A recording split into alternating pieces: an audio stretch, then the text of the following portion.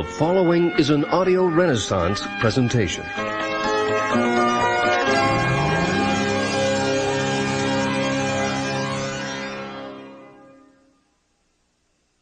Hello, I'm Bill Hartley, President of Audio Renaissance.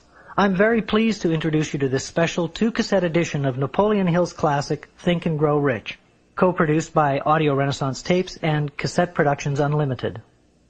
This unique presentation of Think and Grow Rich combines excerpts from the book read by Joe Slattery with personal anecdotes told by the author himself, Napoleon Hill. Because there's so much valuable information contained in every minute of this 2-hour program, we've included a self-help success manual designed for you to use along with the audio cassettes. We hope that it'll assist you in organizing your study of Napoleon Hill's philosophy of success, and that it'll become a record of your personal growth as you think and grow rich. Just before we begin, I'd like to give you the following information from the publisher's preface.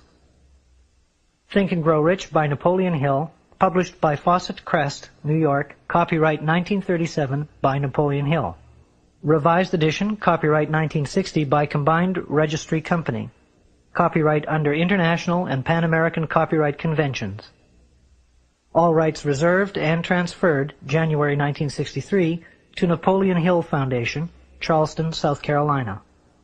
And now, here's Joe Slattery with Napoleon Hill and our special presentation of Think and Grow Rich.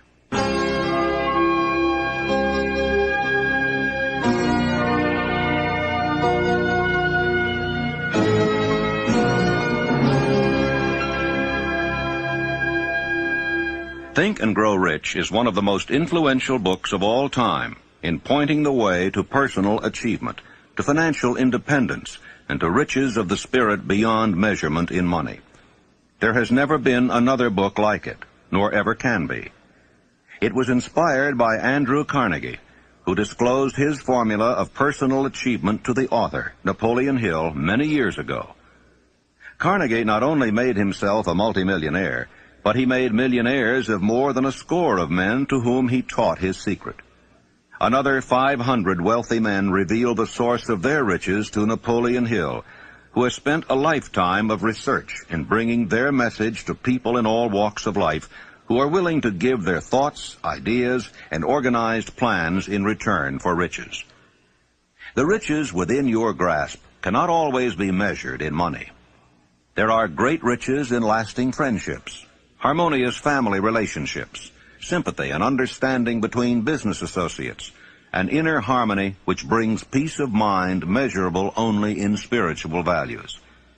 The philosophy of Think and Grow Rich will prepare you to attract and enjoy these higher estates which always have been and always will be denied to all except those who are ready for them. Everyone desires to be rich, but not everyone knows what constitutes enduring riches. And most people believe riches to consist only in material things that money can buy. Now here is a list of the 12 things which constitute real riches. Number 1, a positive mental attitude. Observe that it heads the list. And second, sound physical health. And third, harmony in human relations. And fourth, freedom from fear. And fifth, the hope of future achievement. And sixth, the capacity for applied faith. And 7, willingness to share one's blessings with others. 8, to be engaged in a labor of love. 9, an open mind on all subjects toward all people. 10, complete self-discipline. 11, wisdom with which to understand people. And 12, financial security. Observe, if you will, with great benefit, the fact that money comes at the end of the list of the 12 things that make men rich. Be prepared when you begin to put the philosophy of Think and Grow Rich into action for a changed life which will not only ease the trials and stresses of living, but will also prepare you for the accumulation of material riches in abundance. In every chapter of this book, mention has been made of the money-making secret which has made fortunes for hundreds of exceedingly wealthy men whom I have carefully analyzed over a long period of years. If you are ready to put it to use, you will recognize this secret at least once in every chapter.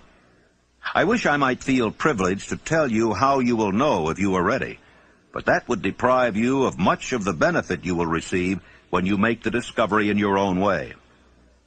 As a final word of preparation, before you begin the first chapter, may I offer one brief suggestion which may provide a clue by which the Carnegie secret may be recognized. It is this: all achievement, all earned riches have their beginning in an idea. If you are ready for the secret, you already possess one half of it. Therefore, you will readily recognize the other half the moment it reaches your mind. When you begin to think and grow rich, you will observe that riches begin with a state of mind, with definiteness of purpose, with little or no hard work. You and every other person ought to be interested in knowing how to acquire that state of mind which will attract riches. I spent 25 years in research because I, too, wanted to know how wealthy men became that way. My brother and I had matriculated at Georgetown University Law School intending to become lawyers. We didn't have any money, but I did have the ability to write, and I promised that I would write stories about successful men, sell them to the magazines, and pay our way through. And my first assignment, fortunately, was with Andrew Carnegie in Pittsburgh. He gave me 3 hours.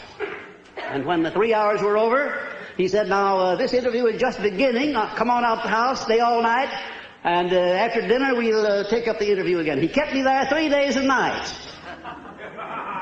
And believe you me, I was more than flattered. I wondered what it was all about.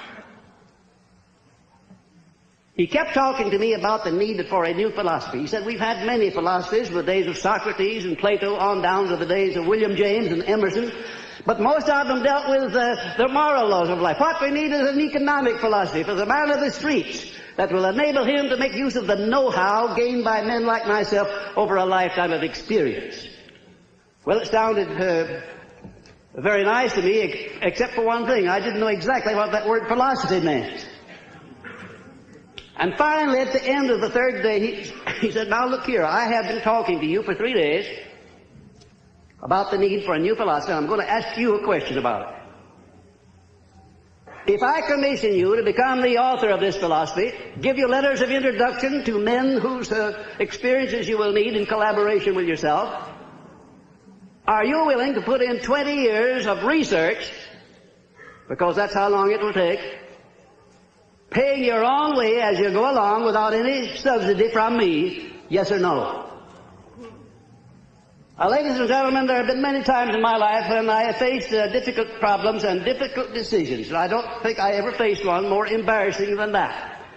Because when Mr. Carnegie put that proposition to me, my hand was down in my pocket, and I was fiddling with the money that I had there just about enough to get back to Washington, and if I had to stay at a hotel instead of Mr. Carnegie's house, I wouldn't have had that much.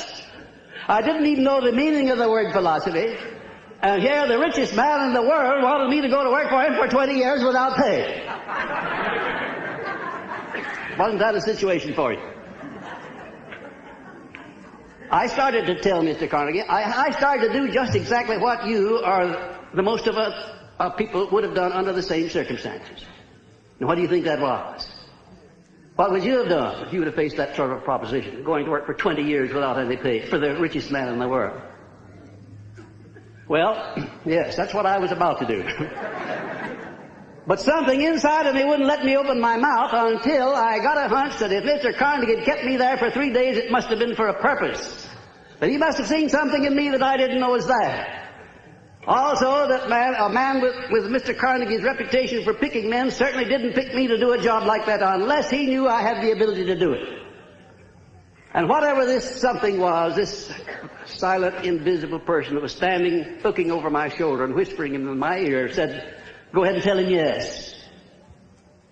I said, Mr. Carnegie, I not only will accept the commission, sir, but you may depend upon it that I will complete it. He said, I like the way you ended that sentence up, and I think you'll do it. You have the job. The only contribution Mr. Carnegie ever made to me outside of introducing me where I needed to be introduced was to pay my expenses in the early part of my relationship with him. The first man he sent me to see was Henry Ford. He said, I want you to go up to Detroit, become acquainted with Henry Ford, observe him carefully, because one of these days he's going to dominate the motor industry. And it's going to be second only to the steel industry. This was in 1908, the late fall of 1908, ladies and gentlemen. I went up there and spent 2 days trying to find Ford, and when I did find him, he came out of the rear of a shop where he'd been doing some experimenting with an old pair of overalls on, a plug hat or a derby hat that had been bashed in the crown, grease all over his hands. I remember he got my shirt sleeves dirty when I shook hands with him. And I sat down for a half hour with Mr. Ford, and about all of his conversation consisted of yes and no, mostly no. And I wondered how a man like Mr. Carnegie could have made a mistake like that. Imagine if Mr. Ford would ever be a leader in anything. Well, I won't tell you the rest of it. That's enough.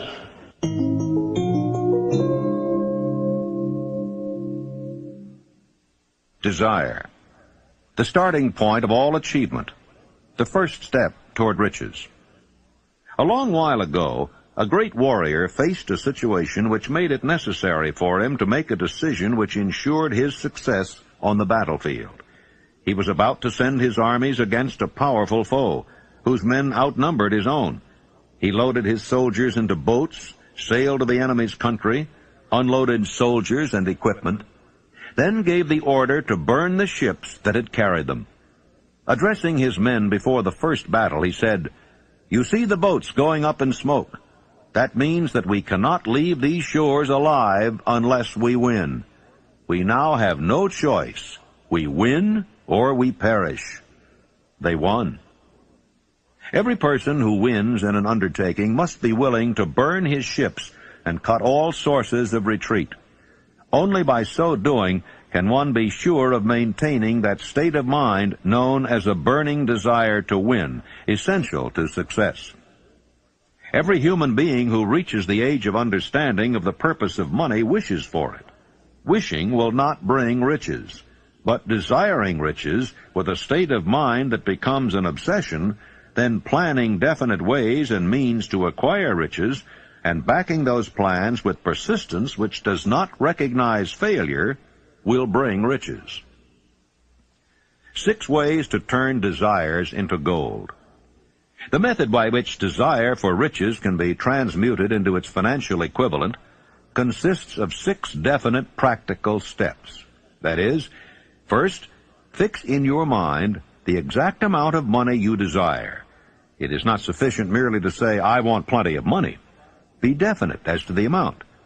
There is a psychological reason for definiteness, which will be described in a subsequent chapter. Second, determine exactly what you intend to give in return for the money you desire. There is no such reality as something for nothing. Third, establish a definite date when you intend to possess the money you desire. Fourth, create a definite plan for carrying out your desire, and begin at once, whether you are ready or not, to put this plan into action.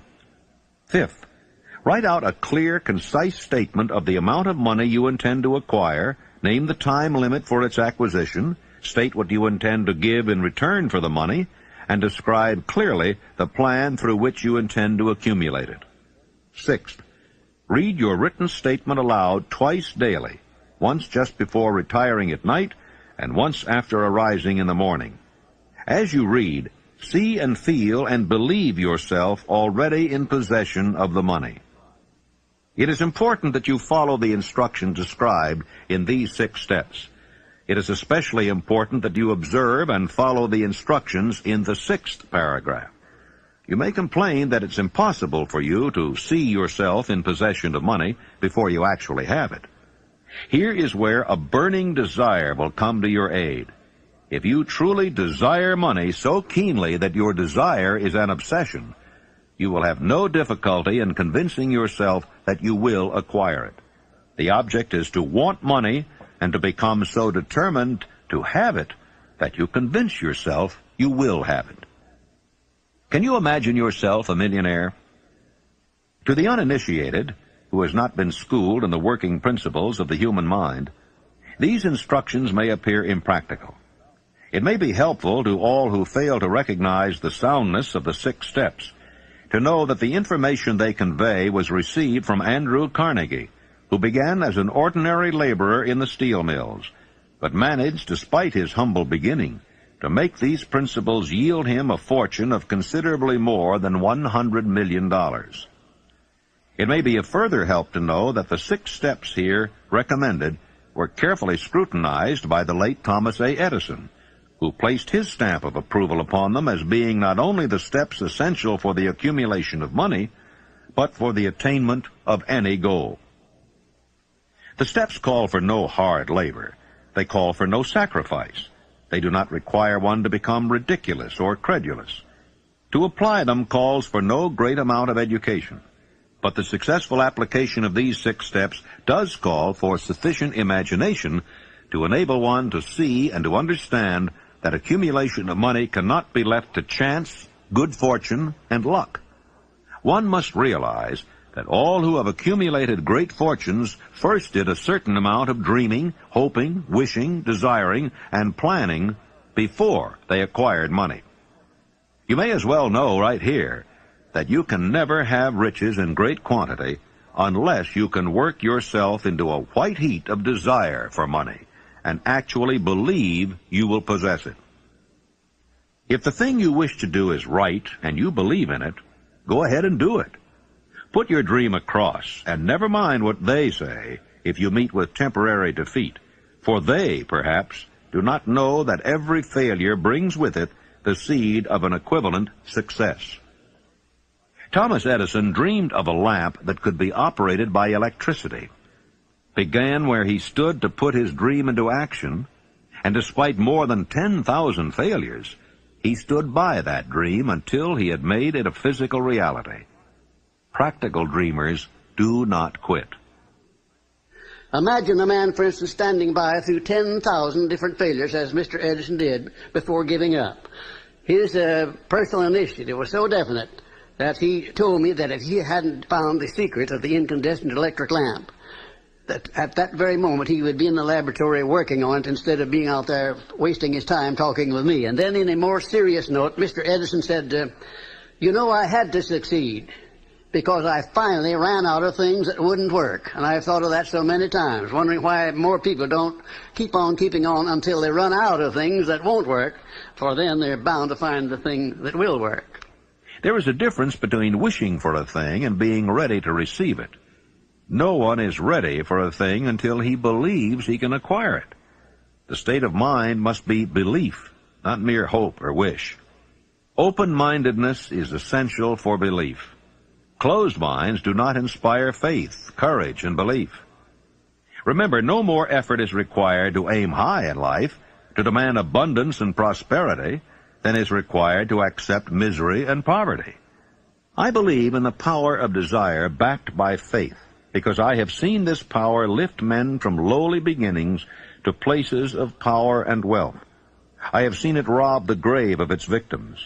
I have seen it serve as the medium by which men staged a comeback after having been defeated in 100 different ways. I have seen it provide my own son with a normal, happy, successful life, despite nature's having sent him into the world without ears. When my second son, Blair, was born, he was born without ears. And the doctors told me that he would be a deaf mute all of his life. I told him he would not be a deaf mute, and that he would live to have 100% of his hearing just like other children.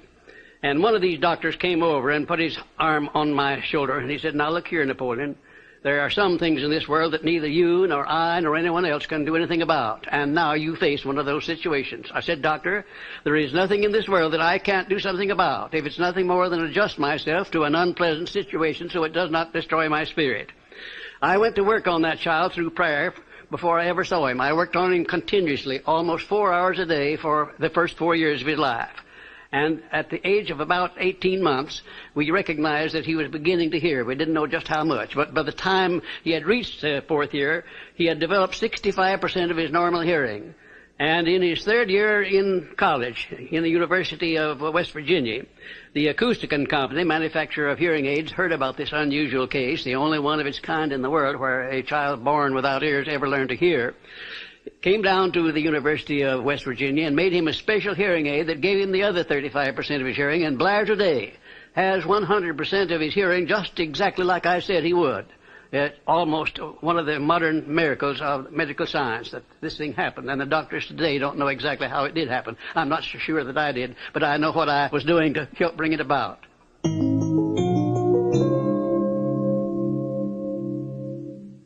Faith is the head chemist of the mind. When faith is blended with thought, the subconscious mind instantly picks up the vibration, translates it into its spiritual equivalent, and transmits it to infinite intelligence, as in the case of prayer. The emotions of faith, love, and sex are the most powerful of all the major positive emotions. When the three are blended, they have the effect of coloring thought in such a way that it instantly reaches the subconscious mind, where it is changed into its spiritual equivalent, the only form that induces a response from infinite intelligence. How to develop faith? There comes now a statement which will give a better understanding of the importance the principle of autosuggestion assumes in the transmutation of desire into its physical or monetary equivalent. Namely, faith is a state of mind which may be induced or created by affirmation or repeated instructions to the subconscious mind through the principle of autosuggestion. Repetition of affirmation of orders to your subconscious mind is the only known method of voluntary development of the emotion of faith. No one is doomed to bad luck. There are millions of people who believe themselves doomed to poverty and failure because of some strange force over which they believe they have no control. They are the creators of their own misfortunes because of this negative belief, which is picked up by the subconscious mind and translated into its physical equivalent. In language which any normal human being can understand, we will describe all that is known about the principle through which faith may be developed where it does not already exist. Have faith in yourself, faith in the infinite. Before we begin, you should be reminded again that faith is the eternal elixir which gives life, power, and action to the impulse of thought. The foregoing sentence is worth reading a second time, and a third, and a fourth. It is worth reading aloud. Faith is the starting point of all accumulation of riches. Faith is the basis of all miracles and all mysteries which cannot be analyzed by the rules of science. Faith is the only known antidote for failure. Faith is the element, the chemical, which, when mixed with prayer, gives one direct communication with infinite intelligence. Faith is the element which transforms the ordinary vibration of thought created by the finite mind of man into the spiritual equivalent. Faith is the only agency through which the cosmic force of infinite intelligence can be harnessed and used by man. Thoughts which are mixed with any of the feelings of emotions constitute a magnetic force which attracts other similar or related thoughts. Now let us go back to the starting point and become informed as to how the original seed of an idea, plan, or purpose may be planted in the mind. The information is easily conveyed. Any idea, plan, or purpose may be placed in the mind through repetition of thought. This is why you are asked to write out a statement of your major purpose or definite chief aim, commit it to memory, and repeat it in audible words day after day until these vibrations of sound have reached your subconscious mind.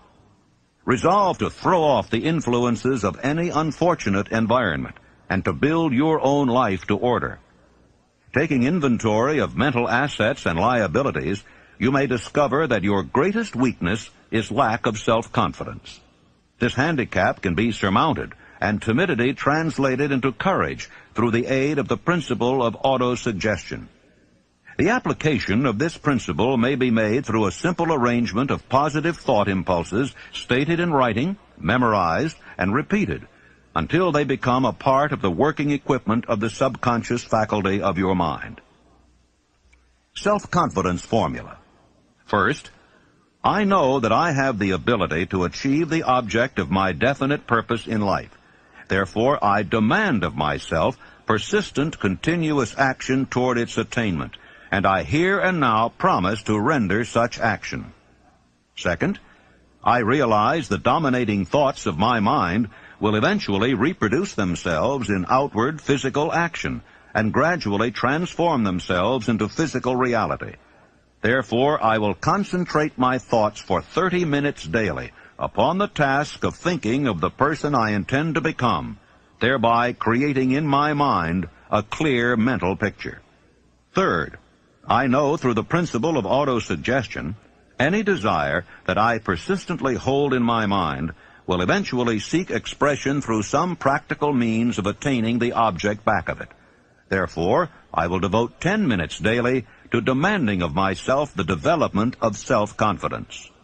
Fourth, I have clearly written down a description of my definite chief aim in life, and I will never stop trying until I shall have developed sufficient self-confidence for its attainment. Fifth, I fully realize that no wealth or position can long endure unless built upon truth and justice. Therefore, I will engage in no transaction which does not benefit all whom it affects.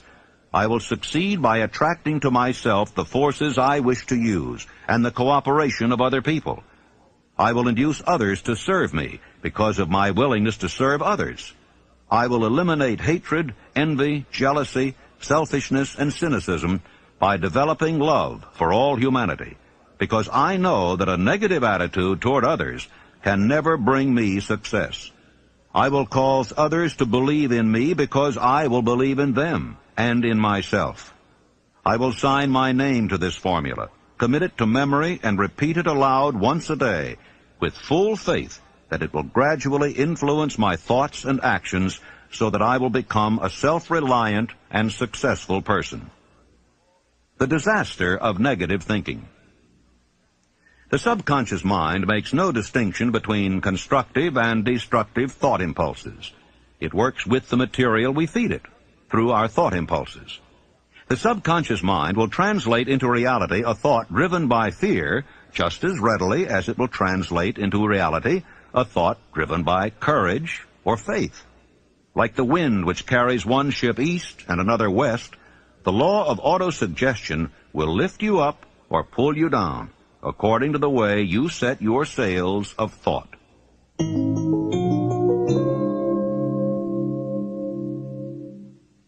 Autosuggestion, the medium for influencing the subconscious mind, the third step toward riches.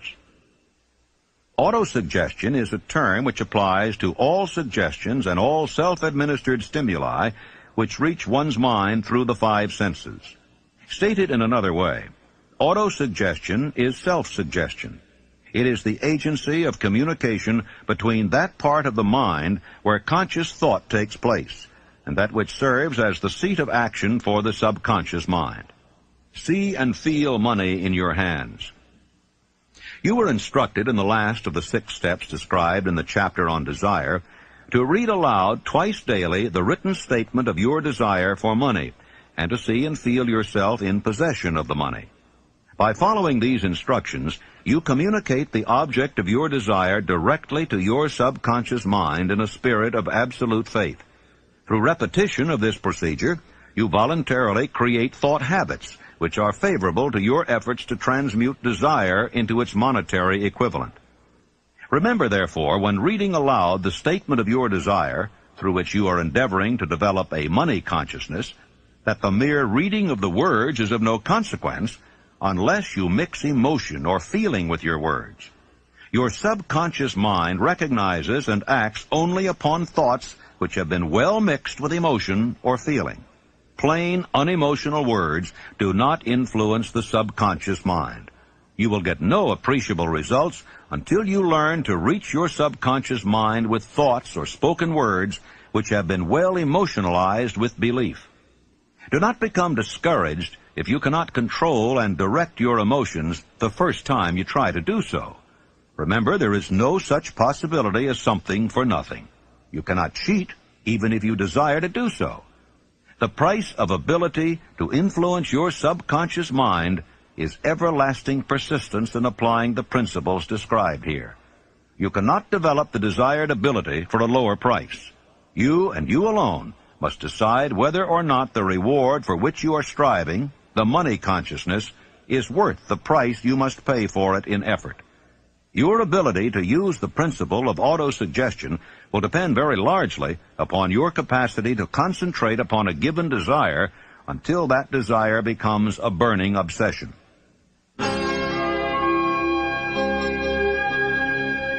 Please fast forward to the end and turn the tape over for proper cueing of side 2.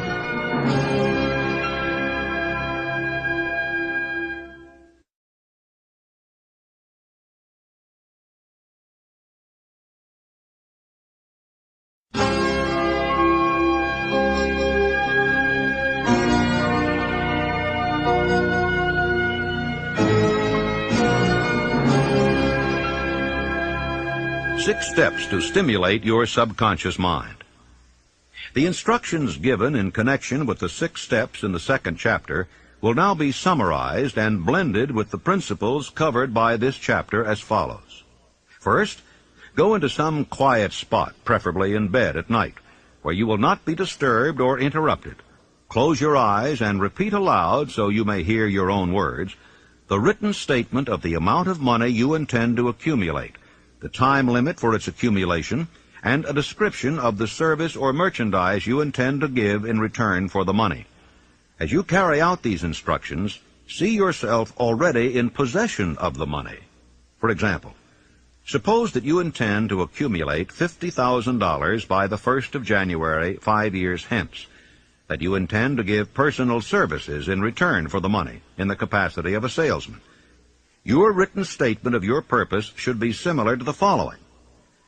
By the 1st day of January 19 so-and-so, I will have in my possession $50,000, which will come to me in various amounts from time to time during the interim. In return for this money, I will give the most efficient service of which I am capable, rendering the fullest possible quantity and the best possible quality of service in the capacity of salesman of, and here describe the service or merchandise you intend to sell. I believe that I will have this money in my possession. My faith is so strong that I can now see this money before my eyes. I can touch it with my hands.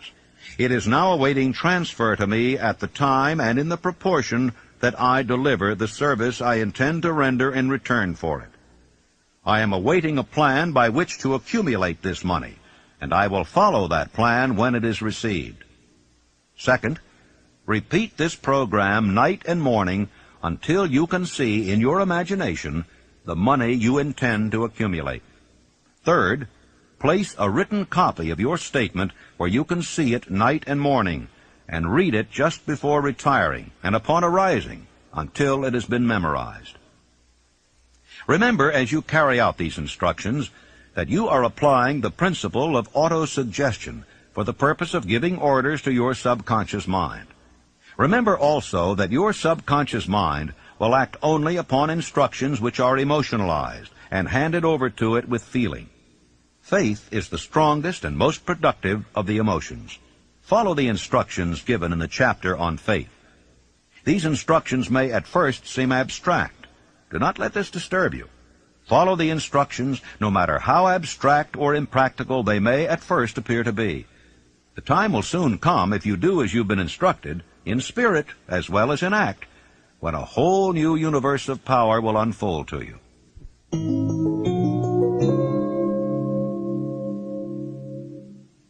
Specialized knowledge, personal experiences or observations, the 4th step toward riches. There are 2 kinds of knowledge. One is general, the other is specialized. General knowledge, no matter how great in quantity or variety it may be, is of but little use in the accumulation of money. The faculties of the great universities possess in the aggregate practically every form of general knowledge known to civilization. Most of the professors have but little money. They specialize on teaching knowledge, but they do not specialize on the organization or the use of knowledge. Knowledge will not attract money unless it is organized and intelligently directed through practical plans of action to the definite end of accumulation of money. Lack of understanding of this fact has been the source of confusion to millions of people who falsely believe that knowledge is power. It is nothing of the sort. Knowledge is only potential power. It becomes power only when and if it is organized into definite plans of action and directed to a definite end. This missing link in all systems of education may be found in the failure of educational institutions to teach their students how to organize and use knowledge after they acquire it. Many people make the mistake of assuming that because Henry Ford had but little schooling, he was not a man of education. Those who make this mistake do not understand the real meaning of the word educate. That word is derived from the Latin word educo, meaning to educe, to draw out, to develop from within. An educated man is not necessarily one which has an abundance of general or specialized knowledge. An educated man is one who has so developed the faculties of his mind that he may acquire anything he wants or its equivalent without violating the rights of others. You must remember that Mr. Edison only had 3 months of schooling in his entire life. Although he chose a work that called for the application of many of the sciences, he knew nothing about any of them. Now, you may wish to ask, how in the world did he get along with only 3 months of schooling in the business of inventing, dealing with the sciences, and yet knowing nothing about any of them? I've been asked that question many times. Well, the answer is very simple. He got along by surrounding himself with men who did understand the sciences, technical men, educated men, and he used their brains just as successfully as if he had had the knowledge himself. As a matter of fact, every successful man in the upper brackets of achievement makes use of other people's knowledge and their influence and their education under the mastermind principle. Then there would be Mr. Andrew Carnegie, my sponsor. He came over to this country in the steerage, didn't have enough money to pay first-class fare on the boat. And he rose to a high position in the world by surrounding himself with men who knew more than he did, who could do the things that he wanted done. And I could name 100 others who started in low positions and rose to high positions in life by associating themselves with other people under the mastermind principle. The accumulation of great fortunes calls for power, and power is acquired through highly organized and intelligently directed specialized knowledge. But that knowledge does not necessarily have to be in the possession of the man who accumulates the fortune. The preceding paragraph should give hope and encouragement to the man with ambition to accumulate a fortune who has not possessed himself of the necessary education to supply such specialized knowledge as he may require. Men sometimes go through life suffering from inferiority complexes because they are not men of education. The man who can organize and direct a mastermind group of men who possess knowledge useful in the accumulation of money is just as much a man of education as any man in the group. Back of all ideas is specialized knowledge. Unfortunately, for those who do not find riches in abundance, specialized knowledge is more abundant and more easily acquired than ideas. Because of this very truth, there is a universal demand and an ever-increasing opportunity for the person capable of helping men and women to sell their personal services advantageously. Capability means imagination, the one quality needed to combine specialized knowledge with ideas in the form of organized plans designed to yield riches. If you have imagination, this chapter may present you with an idea sufficient to serve as the beginning of the riches you desire. Remember, the idea is the main thing. Specialized knowledge may be found just around the corner. Any corner.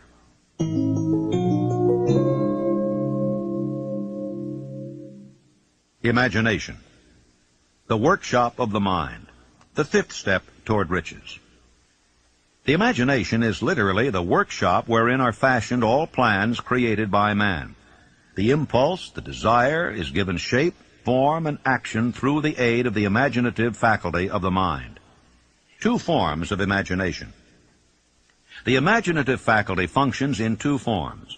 One is known as synthetic imagination, and the other as creative imagination. Synthetic imagination. Through this faculty, one may arrange old concepts, ideas, or plans into new combinations. This faculty creates nothing. It merely works with the material of experience, education, and observation with which it is fed. It is the faculty used most by the inventor, with the exception of the genius who draws upon the creative imagination when he cannot solve his problem through synthetic imagination. Creative imagination. Through the faculty of creative imagination, the finite mind of man has direct communication with infinite intelligence. It is the faculty through which hunches and inspirations are received. It is by this faculty that all basic or new ideas are handed over to man. It is through this faculty that one individual may tune in or communicate with the subconscious minds of other men. Center your attention for the time being on the development of the synthetic imagination, because this is the faculty which you will use more often in the process of converting desire into money. Transformation of the intangible impulse of desire into the tangible reality of money calls for the use of a plan or plans. These plans must be formed with the aid of the imagination, and mainly with the synthetic faculty. The laws that lead to fortune. The earth on which you live, you yourself, and every other material thing, are the result of evolutionary change through which microscopic bits of matter have been organized and arranged in an orderly fashion. Moreover, and this statement is of stupendous importance, this earth, every one of the billions of individual cells of your body, and every atom of matter, began as an intangible form of energy. Desire is thought impulse. Thought impulses are forms of energy. When you begin with a thought impulse, desire to accumulate money, you are drafting into your service the same stuff that nature used in creating this earth, and every material form in the universe, including the body and brain in which the thought impulses function. If you are one of those who believe that hard work and honesty alone will bring riches, perish the thought. It is not true. Riches, when they come in huge quantities, are never the result of hard work alone. Riches come, if they come at all, in response to definite demands based upon the application of definite principles, and not by chance or luck. Generally speaking, an idea is an impulse of thought that impels action by an appeal to the imagination. All master salesmen know that ideas can be sold where merchandise cannot. Ordinary salesmen do not know this. That is why they are ordinary. There was Clarence Saunders, one of my outstanding students of Memphis, Tennessee. Clarence worked in a grocery store, delivering groceries, more or less. And he had a great amount of enthusiasm and also a keen imagination. He was constantly trying to interest his employer in new and improved methods of merchandising. And finally, the employer became so peeved at Clarence for wasting his time with what he called foolish suggestions that he told him that if he came in with another one, he was going to fire him. Shortly thereafter, a cafeteria was opened in Memphis, Tennessee, the first cafeteria that came there. And when Clarence went out to his lunch that day, he saw a great line of people extending out onto the sidewalk, waiting to be served in the cafeteria. Out of curiosity, he got on the end of the line, and when he picked up his tray and filled it up, by the time he got down to the cashier or the checker, his imagination began to turn, and he said, what a wonderful thing this would be in our grocery business, to have a self-help grocery store so women could come in with a basket on their arm, pick up what they wanted, and pay for it at one place as they went out. It would save a lot of time, and it would save a lot of embarrassment. Well, Clarence could hardly wait until he got back to the store, and he rushed in and he said, well, boss, I have a multi-million-dollar idea, and the boss said, now, Clarence, you're fired. Clarence said, oh, no, I'm not. I resigned before I started to talk. Later on, I talked to the man who was Clarence's boss, and he said as near as he could figure, every word that he used in trying to fire Clarence had cost him $1 million. Because Clarence took his idea of self-help grocery stores to a firm who financed it under the name of Piggly Wiggly Stores, and he made $4 million during the first 4 years. An astounding illustration of what a man can do with an idea backed by the proper amount of enthusiasm.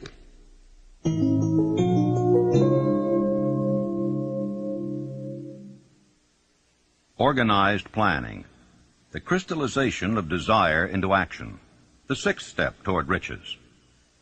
You have learned that everything man creates or acquires begins in the form of desire. That desire is taken on the first lap of its journey from the abstract to the concrete into the workshop of the imagination, where plans for its transition are created and organized. You will now be instructed how to build plans which will be practical, namely, A, Ally yourself with a group of as many people as you may need for the creation and carrying out of your plan or plans for the accumulation of money, making use of the mastermind principle described in a later chapter. Compliance with this instruction is absolutely essential. Do not neglect it. B. Before forming your mastermind alliance, decide what advantages and benefits you may offer the individual members of your group in return for their cooperation. No one will work indefinitely without some form of compensation. No intelligent person will either request or expect another to work without adequate compensation, although this may not always be in the form of money. C. Arrange to meet with the members of your mastermind group at least twice a week, and more often if possible, until you have jointly perfected the necessary plan or plans for the accumulation of money. D. Maintain perfect harmony between yourself and every member of your mastermind group. If you fail to carry out this instruction to the letter, you may expect to meet with failure. The mastermind principle cannot obtain where perfect harmony does not prevail. Keep in mind these facts. First, you are engaged in an undertaking of major importance to you. To be sure of success, you must have plans which are faultless. Second, you must have the advantage of the experience, education, native ability, and imagination of other minds. This is in harmony with the methods followed by every person who has accumulated a great fortune. The most intelligent man living cannot succeed in accumulating money, nor in any other undertaking, without plans which are practical and workable. Just keep this fact in mind, and remember when your plans fail that temporary defeat is not permanent failure.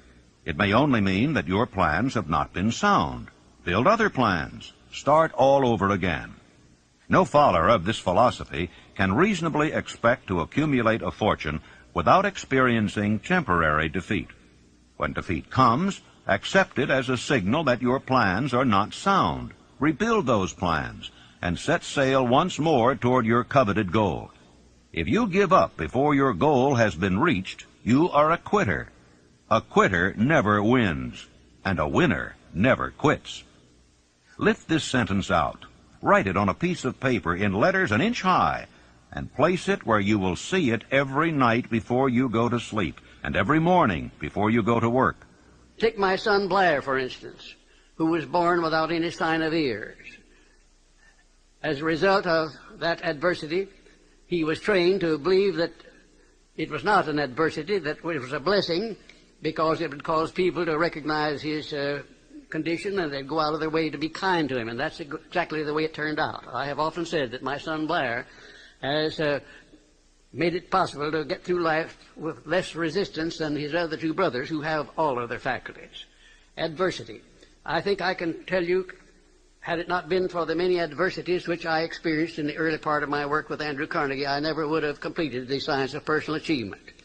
I had adversity after adversity, but I learned to transmute those adversities into something constructive and to come up with something that would take the place of an adversity. Every time I failed, I said, well, this is just another opportunity that I have to prove that my philosophy can take care of the situation of failure. I learned to transmute all failures into successes. I also learned the difference between temporary defeat and failure. Most people accept defeat as permanent failure. Defeat is never failure. No circumstance is ever failure until it is accepted by the individual as such. And that's one of the greatest things that I learned about this principle of profiting by adversity. When you begin to select members for your mastermind group, endeavor to select those who do not take defeat seriously. Some people foolishly believe that only money can make money. This is not true. Desire, transmuted into its monetary equivalent through the principles laid down here, is the agency through which money is made. Money of itself is nothing but inert matter. It cannot move, think, or talk, but it can hear when a man who desires it calls it to come. Planning the sale of personal services. Intelligent planning is essential for success in any undertaking designed to accumulate riches. Here will be found detailed instructions to those who must begin the accumulation of riches by selling personal services. It should be encouraging to know that practically all the great fortunes began in the form of compensation for personal services, or from the sale of ideas. What else except ideas and personal services would one not possessed of property have to give in return for riches? The major attributes of leadership. The following are important factors of leadership. 1. Unwavering courage based upon knowledge of self and of one's occupation. No follower wishes to be dominated by a leader who lacks self-confidence and courage. No intelligent follower will be dominated by such a leader very long. 2. Self-control. The man who cannot control himself can never control others. Self-control sets a mighty example for one's followers, which the more intelligent will emulate. 3. A keen sense of justice. Without a sense of fairness and justice, no leader can command and retain the respect of his followers. 4. Definiteness of decision. The man who wavers in his decisions shows that he is not sure of himself, cannot lead others successfully.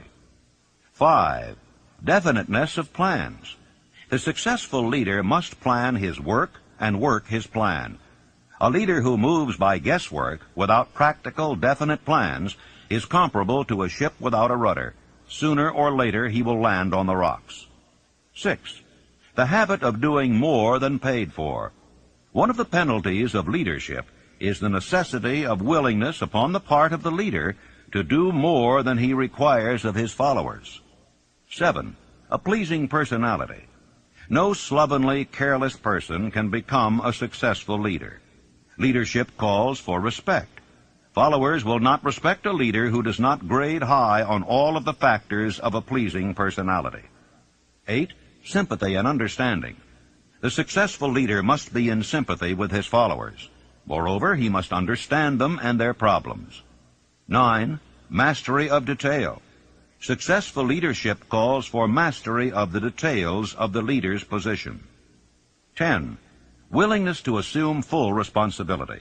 The successful leader must be willing to assume responsibility for the mistakes and the shortcomings of his followers. If he tries to shift this responsibility, he will not remain the leader. If one of his followers makes a mistake and shows himself incompetent, the leader must consider that it is he who failed. 11. Cooperation. The successful leader must understand and apply the principles of cooperative effort and be able to induce his followers to do the same. Leadership calls for power, and power calls for cooperation. How to get the exact position you desire. Everyone enjoys doing the kind of work for which he is best suited. An artist loves to work with paints, a craftsman with his hands, a writer loves to write. Those with less definite talents have their preferences for certain fields of business and industry.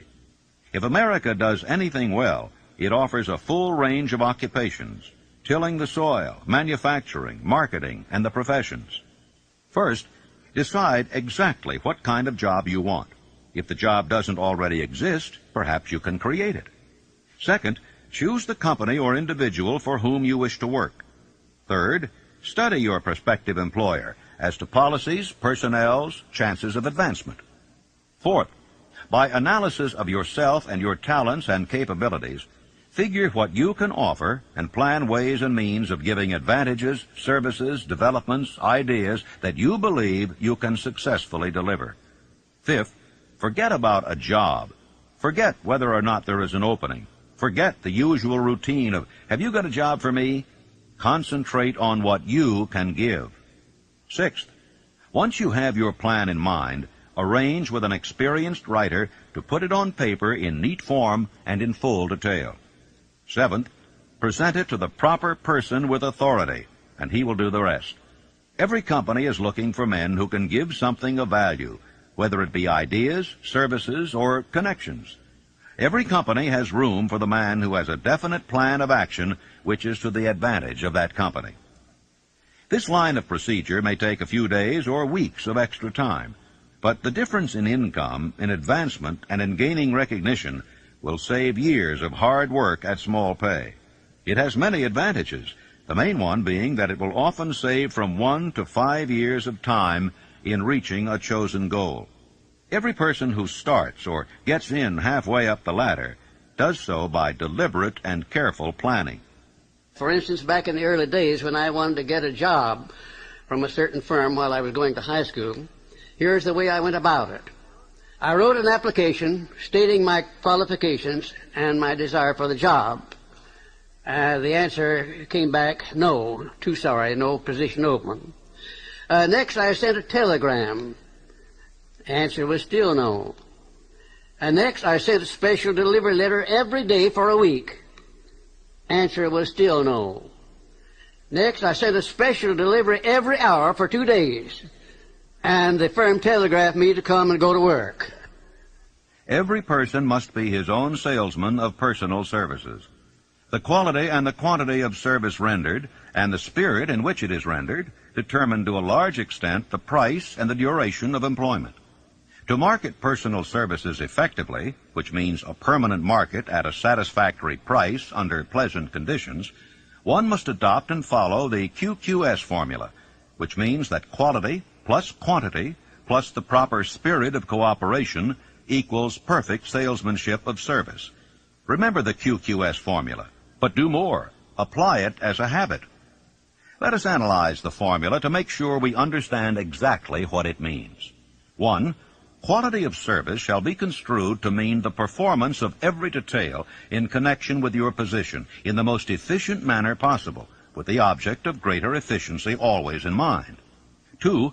Quantity of service shall be understood to mean the habit of rendering all the service of which you are capable at all times, with the purpose of increasing the amount of service rendered as greater skill is developed through practice and experience. Emphasis is again placed on the word habit. 3. Spirit of service shall be construed to mean the habit of agreeable, harmonious conduct which will induce cooperation from associates and fellow employees. Well, let me relate my experience with Franklin D. Roosevelt in the White House in 1933, and will give you a fine indication of how the students of this philosophy may profit by this important principle. First of all, let me define the principle of going the extra mile. It means rendering more service and better service than you are paid to render, and doing it all the time, and doing it in a pleasing, positive mental attitude. When I went to work for the President in 1933, nothing was said at the beginning about how much I was to receive or who was to pay it. And I had been there about 3 months when one day Franklin D. Roosevelt asked me who was paying my salary and how much I was getting. And I said, well, Mr. President, that's something I would like to know myself. I haven't heard anything about it. And we talked on for a little while, and I said, well, now, Mr. President, you know, I have been serving you ever since you were Assistant Secretary of the Navy, and particularly while you were Governor of New York. And you will recall, of course, that up to this time I have never rendered you a bill or asked you to pay me $1 for my services, and I'm not going to start now. But if you insist upon it, suppose you put me on the payroll at $1 a year. And that's exactly what he did. Well, I took my typewriter down to the White House, and when I wasn't actually serving the President or some member of his staff or cabinet, I started writing books. I wrote 6 books that first year, among them Think and Grow Rich, the book that has made me popular all over the world, you might say. I had no intention of publishing that book when I was writing it. I was writing it to myself to keep my mind positive in those days of chaos. Well, some 3 years after I left the service of the President, I got out these manuscripts and read them, and I made up my mind that the only one worth publishing was Think and Grow Rich. And when I took it to my publisher, he said, well, what is in this book that leads you to believe it would sell? I said, you will have to read it to find out. He took it home with him and read it. He had his whole staff read it paragraph by paragraph, and then they took a vote on it, and they voted unanimously that it was the best manuscript that ever came to that publishing house. They printed it, put it to work, and it's been selling as a bestseller all over the world up to this time. It has grossed over $18 million, and probably will gross many more millions of dollars while I'm still alive. It's been translated into many languages. It was endorsed by Mahatma Gandhi and distributed widely throughout India. It went from there to Brazil, where it was translated into the Portuguese language and is widely distributed throughout Latin America. And I think if you will stop and consider the wages that I asked, the wages that I received of $1 a year, and the service that I gave for that, you'll recognize what can be accomplished by going the extra mile. Now, let me give you some of the benefits that comes from going the extra mile. Well, it places the law of increasing returns squarely back of one. It brings one to the favorable attention of those who can and do provide opportunities for self-promotion.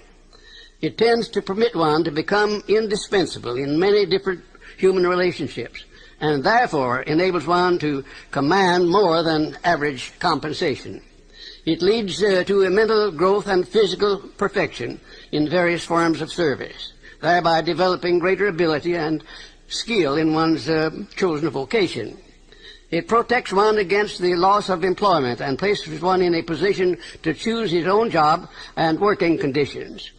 It enables one to profit by the law of contrast, because the majority of people do not practice the habit of going the extra mile. As a matter of fact, the majority of people don't even go the first mile. And it leads to the development of a positive, pleasing personal attitude, which is among the more important traits of a pleasing personality. And it tends to develop a keen, alert imagination, as it is a habit which keeps one continuously seeking new and more efficient ways of rendering service. It definitely serves to develop self-reliance. It serves also to build the confidence of others in one's integrity. And it is the only logical reason to justify one in asking for a promotion or for more wages, because if a man is not doing any more than he's paid for, then obviously he has no right to ask for more pay.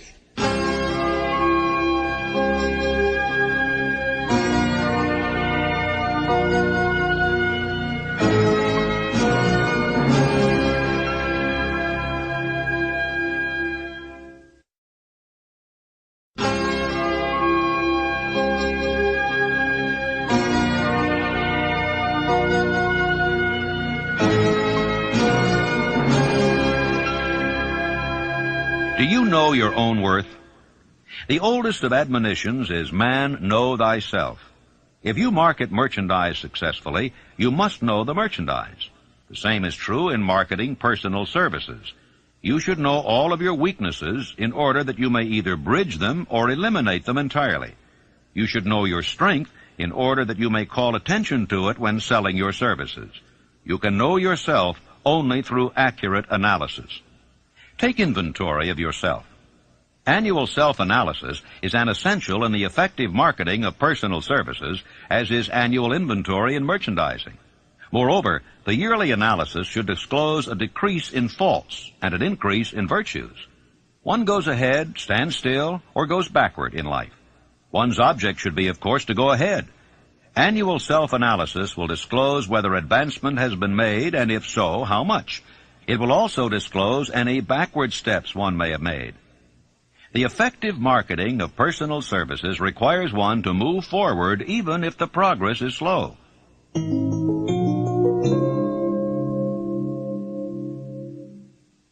Decision. The mastery of procrastination. The seventh step toward riches. Analysis of over 25,000 men and women who had experienced failure disclosed the fact that lack of decision was near the head of the list of the 31 major causes of failure. Procrastination, the opposite of decision, is a common enemy which practically every man must conquer. Analysis of several hundred people who had accumulated fortunes well beyond the $1 million mark disclosed the fact that every one of them had the habit of reaching decisions promptly and of changing these decisions slowly, if and when they were changed. People who fail to accumulate money, without exception, have the habit of reaching decisions, if at all, very slowly, and of changing these decisions quickly and often. Tips on making your own decisions. The majority of people who fail to accumulate money sufficient for their needs are generally easily influenced by the opinions of others. They permit the newspapers and the gossiping neighbors to do their thinking for them. Opinions are the cheapest commodities on earth. Everyone has a flock of opinions ready to be wished upon anyone who will accept them. Close friends and relatives, while not meaning to do so, often handicap one through opinions, and sometimes through ridicule, which is meant to be humorous. Thousands of men and women carry inferiority complexes with them all through life, because some well-meaning but ignorant person destroyed their confidence through opinions or ridicule. You have a brain and a mind of your own. Use it, and reach your own decisions. If you need facts or information from other people to enable you to reach decisions, as you probably will in many instances, acquire these facts or secure the information you need quietly without disclosing your purpose. 56 who risked the gallows. The greatest decision of all time, as far as any American citizen is concerned, was reached in Philadelphia, July 4th, 1776, when 56 men signed their names to a document which they well knew would bring freedom to all Americans or leave every one of the 56 hanging from a gallows. You have heard of this famous document, but you may not have drawn from it the great lesson in personal achievement it so plainly taught. We all remember the date of this momentous decision, but few of us realize what courage that decision required. We remember our history as it was taught. We remember dates and the names of the men who fought. We remember Valley Forge and Yorktown. We remember George Washington and Lord Cornwallis. But we know little of the real forces back of these names, dates, and places. We know still less of that intangible power which ensured us freedom long before Washington's armies reached Yorktown. It is nothing short of tragedy that the writers of history have missed entirely even the slightest reference to the irresistible power which gave birth and freedom to the nation destined to set up new standards of independence for all the peoples of the earth. I say it as a tragedy because it is the selfsame power which must be used by every individual who surmounts the difficulties of life and forces life to pay the price asked. Analyze the events which led to the Declaration of Independence, and be convinced that this nation, which now holds a position of commanding respect and power among all nations of the world, was born of a decision created by a master mind consisting of 56 men. Note well the fact that it was their decision which ensured the success of Washington's armies, because the spirit of that decision was in the heart of every soldier who fought with him, and served as a spiritual power which recognizes no such thing as failure. Note also, with great personal benefit, that the power which gave this nation its freedom is the self-same power that must be used by every individual who becomes self-determining. This power is made up of the principles described in this book. It will not be difficult to detect in the story of the Declaration of Independence at least 6 of these principles: desire, decision, faith, persistence, the mastermind, and organized planning. Know what you want, and you'll generally get it. Throughout this philosophy will be found the suggestion that thought, backed by strong desire, has a tendency to transmute itself into its physical equivalent. In your search for the secret of the method, do not look for a miracle, because you will not find it. You will find only the eternal laws of nature. These laws are available to every person who has the faith and the courage to use them. They may be used to bring freedom to a nation, or to accumulate riches. Definiteness of decision always requires courage, sometimes very great courage. The 56 men who signed the Declaration of Independence staked their lives on the decision to affix their signatures to that document. The person who reaches a definite decision to procure the particular job and make life pay the price he asks does not stake his life on that decision. He stakes his economic freedom. Financial independence, riches, desirable business, and professional positions are not within reach of the person who neglects or refuses to expect, plan, and demand these things. The person who desires riches in the same spirit that Samuel Adams desired freedom for the colonies is sure to accumulate wealth.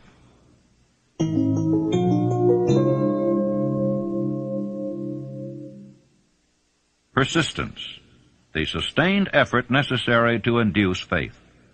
The 8th step toward riches. Persistence is an essential factor in the procedure of transmuting desire into its monetary equivalent. The basis of persistence is the power of will. Willpower and desire, when properly combined, make an irresistible pair. The starting point of all achievement is desire.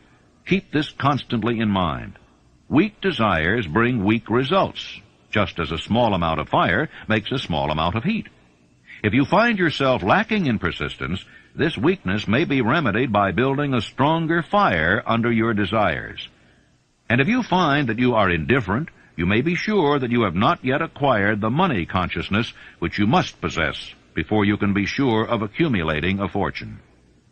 Those who can take it are bountifully rewarded for their persistence. They receive as their compensation whatever goal they are pursuing. That is not all. They receive something infinitely more important than material compensation, the knowledge that every failure brings with it the seed of an equivalent advantage. You can train yourself to be persistent. Persistence is a state of mind. Therefore, it can be cultivated. Like all states of mind, persistence is based upon definite causes. Among them, these. A. Definiteness of purpose. Knowing what one wants is the first and perhaps the most important step toward the development of persistence. A strong motive forces one to surmount many difficulties. B. Desire. It is comparatively easy to acquire and to maintain persistence in pursuing the object of intense desire. C. Self-reliance. Belief in one's ability to carry out a plan encourages one to follow the plan through with persistence. Self-reliance can be developed through the principle described in the chapter on autosuggestion. D. Definiteness of plans. Organized plans, even though they may be weak and entirely impractical, encourage persistence. E. Accurate knowledge. Knowing that one's plans are sound, based upon experience or observation, encourages persistence. Guessing instead of knowing destroys persistence. F. Cooperation. Sympathy, understanding, and harmonious cooperation with others tend to develop persistence. G. Willpower. The habit of concentrating one's thoughts upon the building of plans for the attainment of a definite purpose leads to persistence. H. Habit. Persistence is the direct result of habit. The mind absorbs and becomes a part of the daily experiences upon which it feeds. Fear, the worst of all enemies, can be effectively cured by forced repetition of acts of courage. Everyone who has seen active service in war knows this. Take your own persistence inventory. Before leaving the subject of persistence, take inventory of yourself and determine in what particular, if any, you are lacking in this essential quality. Measure yourself courageously, point by point, and see how many of the 8 factors of persistence you lack. The analysis may lead to discoveries that will give you a new grip on yourself. If you fear criticism, let us examine some of the symptoms of the fear of criticism. The majority of people permit relatives, friends, and the public at large to so influence them that they cannot live their own lives because they fear criticism. Huge numbers of people make mistakes in marriage, stand by the bargain, and go through life miserable and unhappy because they fear criticism, which may follow if they correct the mistake.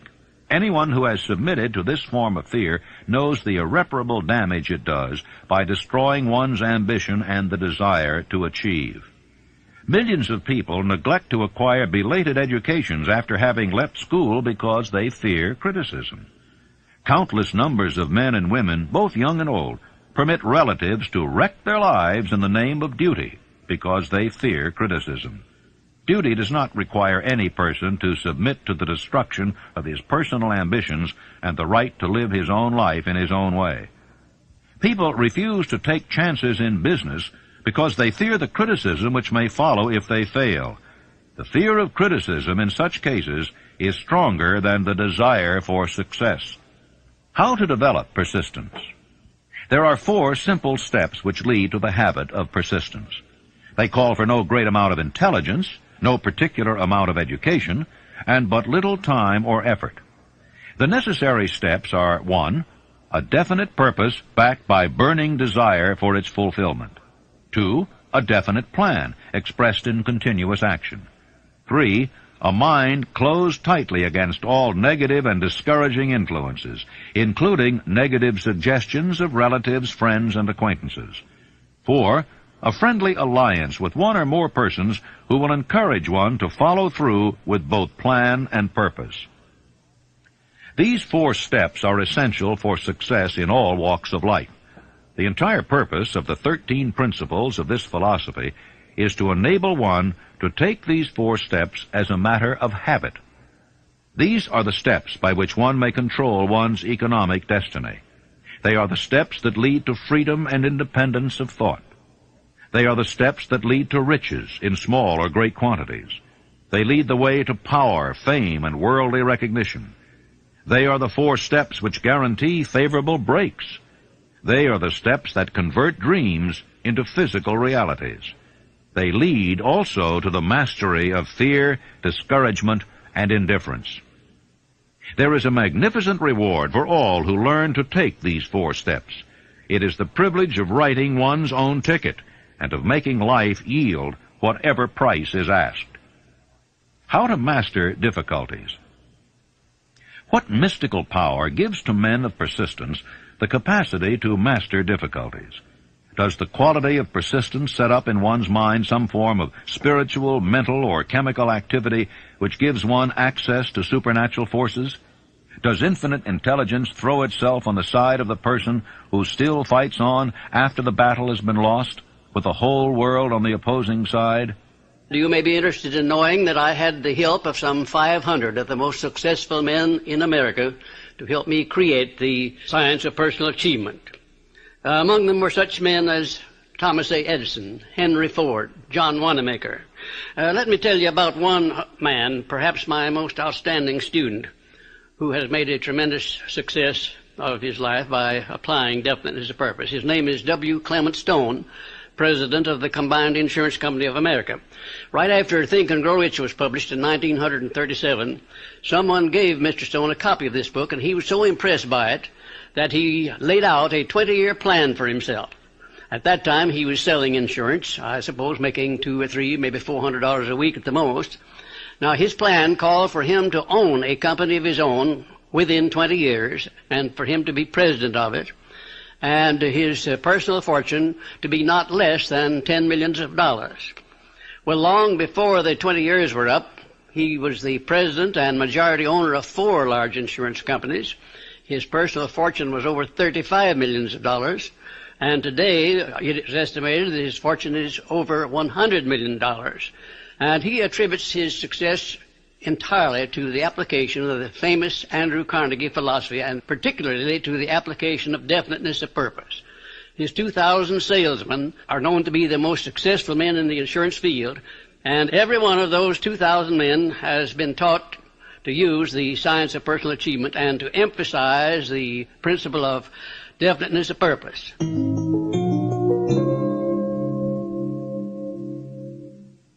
Power of the mastermind, the driving force, the 9th step toward riches. Power is essential for success in the accumulation of money. Plans are inert and useless without sufficient power to translate them into action. This chapter will describe the method by which an individual may attain and apply power. Power may be defined as organized and intelligently directed knowledge. Power, as the term is here used, refers to organized effort, sufficient to enable an individual to transmute desire into its monetary equivalent. Organized effort is produced through the coordination of effort of 2 or more people who work toward a definite end in a spirit of harmony. Power is required for the accumulation of money. Power is necessary for the retention of money after it has been accumulated. Let us ascertain how power may be acquired. If power is organized knowledge, let us examine the sources of knowledge. A. Infinite intelligence. This source of knowledge may be contacted through the procedure described in another chapter with the aid of creative imagination. B. Accumulated experience. The accumulated experience of man, or that portion of it which has been organized and recorded, may be found in any well-equipped public library. An important part of this accumulated experience is taught in public schools and colleges, where it has been classified and organized. C. Experiment and research. In the field of science, and in practically every other walk of life, men are gathering, classifying, and organizing new facts daily. This is the source to which one must turn when knowledge is not available through accumulated experience. Here, too, the creative imagination must often be used. Knowledge may be required from any of the foregoing sources. It may be converted into power by organizing it into definite plans, and by expressing those plans in terms of action. Gaining power through the mastermind. The mastermind may be defined as coordination of knowledge and effort in a spirit of harmony between two or more people for the attainment of a definite purpose. No individual may have great power without availing himself of the mastermind. In a preceding chapter, instructions were given for the creation of plans for the purpose of translating desire into its monetary equivalent. If you carry out these instructions with persistence and intelligence, and use discrimination in the selection of your mastermind group, your objective will have been halfway reached even before you begin to recognize it.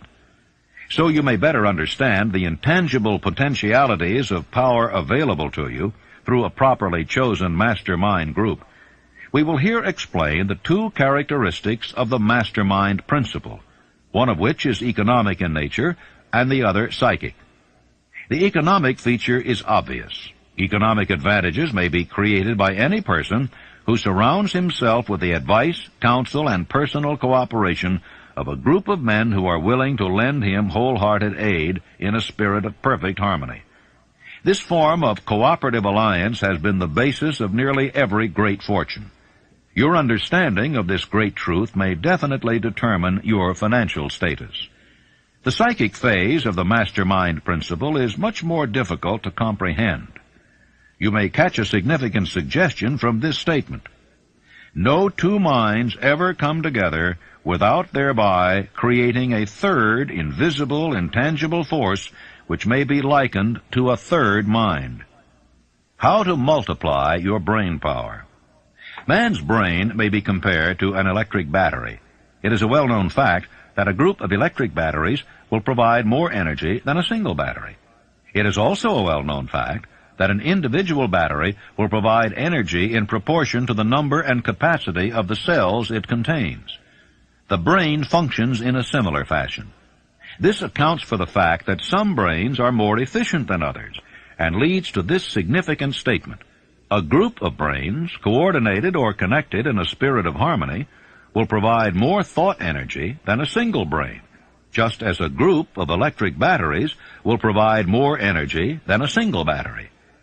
Through this metaphor, it becomes immediately obvious that the mastermind principle holds the secret of the power wielded by men who surround themselves with other men of brains. There follows now another statement which will lead still nearer to an understanding of the psychic phase of the mastermind principle. When a group of individual brains are coordinated and function in harmony, the increased energy created through that alliance becomes available to every individual brain in the group. It is a well-known fact that Henry Ford began his business career under the handicap of poverty, illiteracy, and ignorance. It is an equally well-known fact that within the inconceivably short period of 10 years, Mr. Ford mastered these three handicaps, and that within 25 years, he made himself one of the richest men in America. Connect with this fact the additional knowledge that Mr. Ford's most rapid strides became noticeable from the time he became a personal friend of Thomas A. Edison, and you will begin to understand what the influence of one mind upon another can accomplish. Go a step farther and consider the fact that Mr. Ford's most outstanding achievements began from the time that he formed the acquaintance of Harvey Firestone, John Burroughs, and Luther Burbank, each a man of great brain capacity. And you will have further evidence that power may be produced through friendly alliance of minds. Let me tell you about my experience in helping Franklin D. Roosevelt to create a mastermind which broke the back of the Depression in 1933. Shortly after the President entered the White House, he sent for me to come and go to work for him.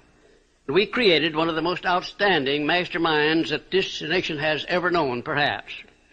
It consisted of both houses of Congress working in harmony with the President. something that never had been done before and never has been done since, probably to the extent that we accomplished it there in 1933. The majority of the newspaper publishers of America, regardless of their political leanings, practically every one of them got behind the president as a result of this mastermind operation which we set up at the White House. And the radio station operators, without any reference whatsoever to their political leanings, they got behind the president and they used the material which I prepared to send out to go over the air. In other words, material that we used to sell the good features of the United States instead of dwelling upon the bad ones. And then the churches of all denominations, I have never seen such a job as they did. The priests and the clergymen of all denominations went into their pulpits and they did a wonderful job of selling the United States of America to the people. Then the leaders of both the major political parties, they crossed party lines. There were no Democrats and no Republicans, no anything else in Congress. They were nothing but Americans helping the President of the United States to bring this country out of chaos.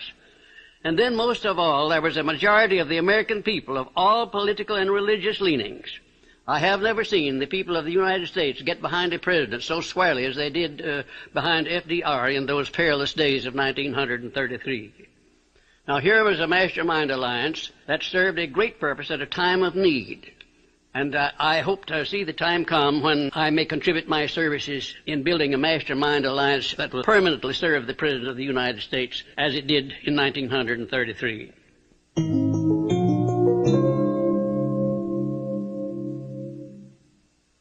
The mystery of sex transmutation, the 10th step toward riches.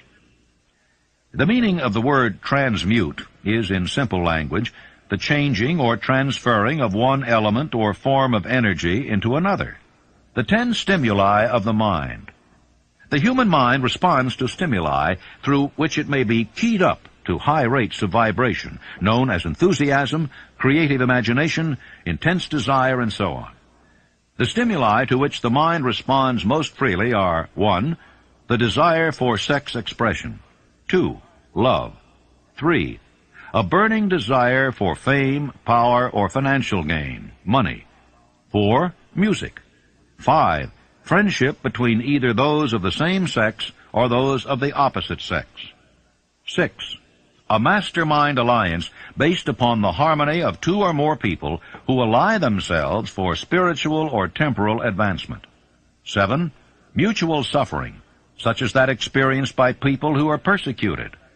8. Autosuggestion. 9. Fear. 10. Narcotics and alcohol. The desire for sex expression comes at the head of the list of stimuli, which most effectively step up the mind and start the wheels of physical action. 8 of these stimuli are natural and constructive. 2 are destructive. When brain action has been stimulated through one or more of the 10 mind stimulants, it has the effect of lifting the individual far above the horizon of ordinary thought and permits him to envision distance, scope, and quality of thoughts not available on the lower plane, such as that occupied while one is engaged in the solution of the problems of business and professional routine. The world is ruled and the destiny of civilization is established by the human emotions. People are influenced in their actions not by reason so much as by feelings. The creative faculty of the mind is set into action entirely by emotions, and not by cold reason. The most powerful of all human emotions is that of sex. There are other mind stimulants, some of which have been listed, but no one of them, nor all of them combined, can equal the driving power of sex. A mind stimulant is any influence which will either temporarily or permanently increase the intensity of thought. The 10 major stimulants described are those most commonly resorted to. Through these sources, one may commune with infinite intelligence, or enter at will the storehouse of the subconscious mind, either one's own or that of another person, a procedure which is all there is of genius. The emotion of sex is an irresistible force against which there can be no such opposition as an immovable body. When driven by this emotion, men become gifted with a superpower for action. Understand this truth, and you will catch the significance of the statement that sex transmutation contains the secret of creative ability. The transmutation of sex energy calls for the exercise of willpower, to be sure, but the reward is worth the effort. The desire for sexual expression is inborn and natural. The desire cannot and should not be submerged or eliminated, but it should be given an outlet through forms of expression which enrich the body, mind, and spirit of man. Sex alone is a mighty urge to action, but its forces are like a cyclone. They are often uncontrollable. When the emotion of love begins to mix itself with the emotion of sex, the result is calmness of purpose, poise, accuracy of judgment, and balance. Love is, without question, life's greatest experience. It brings one into communion with infinite intelligence. When mixed with the emotions of romance and sex, it may lead one far up the ladder of creative effort. The emotions of love, sex, and romance are sides of the eternal triangle of achievement-building genius. Love is an emotion with many sides, shades, and colors.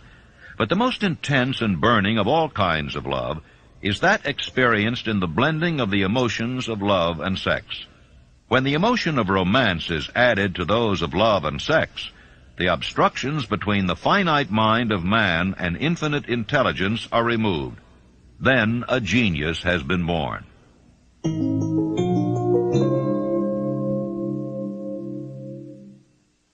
The subconscious mind, the connecting link, the 11th step toward riches. The subconscious mind consists of a field of consciousness in which every impulse of thought that reaches the conscious mind through any of the 5 senses is classified and recorded, and from which thoughts may be recalled or withdrawn as letters may be taken from a filing cabinet. It receives and files sense impressions or thoughts, regardless of their nature. You may voluntarily plant in your subconscious mind any plan, thought, or purpose which you desire to translate into its physical or monetary equivalent. The subconscious acts first on the dominating desires which have been mixed with emotional feelings, such as faith. You cannot entirely control your subconscious mind, but you can voluntarily hand over to it any plan, desire, or purpose which you wish transformed into concrete form. After you have accepted as a reality the existence of the subconscious mind and understand its possibilities as a medium for transmuting your desires into their physical or monetary equivalent, you will comprehend the full significance of the instructions given in the chapter on desire. You will also understand why you have been repeatedly admonished to make your desires clear and to reduce them to writing. You will also understand the necessity of persistence in carrying out instructions. The 13 principles are the stimuli with which you acquire the ability to reach and to influence your subconscious mind. Do not become discouraged if you cannot do this upon the first attempt. Remember that the subconscious mind may be voluntarily directed only through habit under the directions given in the chapter on faith. You have not yet had time to master faith. Be patient. Be persistent.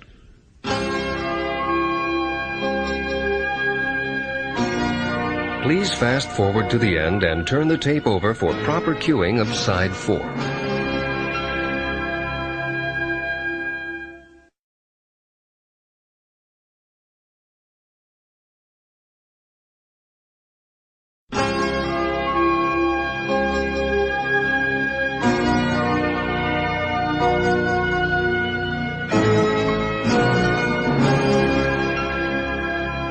All thought impulses intended for transmutation into their physical equivalent, voluntarily planted in the subconscious mind, must pass through the imagination and be mixed with faith.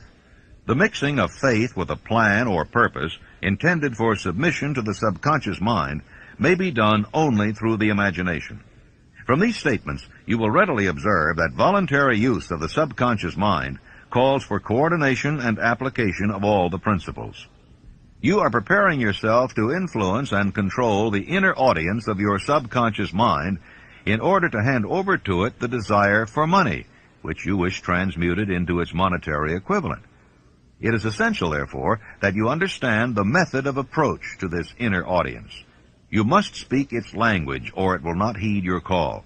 It understands best the language of emotion or feeling.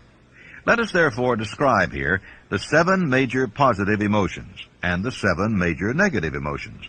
so that you may draw upon the positives and avoid the negatives when giving instructions to your subconscious mind.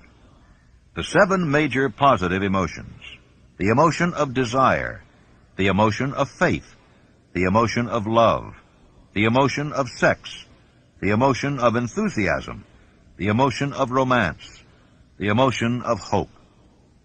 There are other positive emotions, but these are the 7 most powerful and the ones most commonly used in creative effort. Master these 7 emotions. They can be mastered only by use, and the other positive emotions will be at your command when you need them. Remember in this connection that you are studying a book which is intended to help you develop a money consciousness by filling your mind with positive emotions. The 7 major negative emotions to be avoided: the emotion of fear, the emotion of jealousy, the emotion of hatred, the emotion of revenge, the emotion of greed, the emotion of superstition, the emotion of anger. Positive and negative emotions cannot occupy the mind at the same time. One or the other must dominate. It is your responsibility to make sure that positive emotions constitute the dominating influence of your mind. Here the law of habit will come to your aid. Form the habit of applying and using the positive emotions. Eventually they will dominate your mind so completely that the negatives cannot enter it.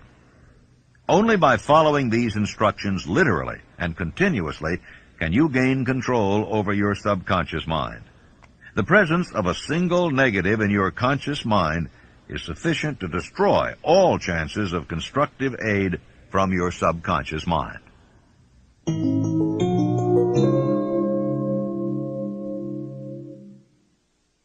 The brain, a broadcasting and receiving station for thought. The 12th step toward riches. More than 40 years ago, the author, working in conjunction with the late Dr. Alexander Graham Bell and Dr. Elmer R. Gates, observed that every human brain is both a broadcasting and receiving station for the vibration of thought.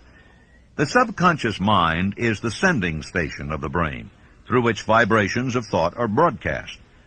The creative imagination is the receiving set, through which the energies of thought are picked up. Along with the important factors of the subconscious mind and the faculty of the creative imagination, which constitute the sending and receiving sets of your mental broadcasting machinery, consider now the principle of autosuggestion, which is the medium by which you may put into operation your broadcasting station. Through the instructions described in the chapter on autosuggestion, you were definitely informed of the method by which desire may be transmuted into its monetary equivalent. Operation of your mental broadcasting station is a comparatively simple procedure. You have but 3 principles to bear in mind and to apply when you wish to use your broadcasting station: the subconscious mind, creative imagination, and autosuggestion. The stimuli through which you put these 3 principles into action have been described, and the procedure begins with desire. The greatest forces are intangible. Through the ages which have passed, man has depended too much upon his physical senses, and has limited his knowledge to physical things, which he could see, touch, weigh, and measure. We are now entering the most marvelous of all ages, an age which will teach us something of the intangible forces of the world about us. Perhaps we shall learn, as we pass through this age, that the other self is more powerful than the physical self we see when we look into a mirror. Sometimes men speak lightly of the intangibles, the things which they cannot perceive through any of their 5 senses, and when we hear them, it should remind us that all of us are controlled by forces which are unseen and intangible. The whole of mankind has not the power to cope with nor to control the intangible force wrapped up in the rolling waves of the ocean. Man has not the capacity to understand the intangible force of gravity, which keeps this little earth suspended in space, and keeps man from falling from it, much less the power to control that force.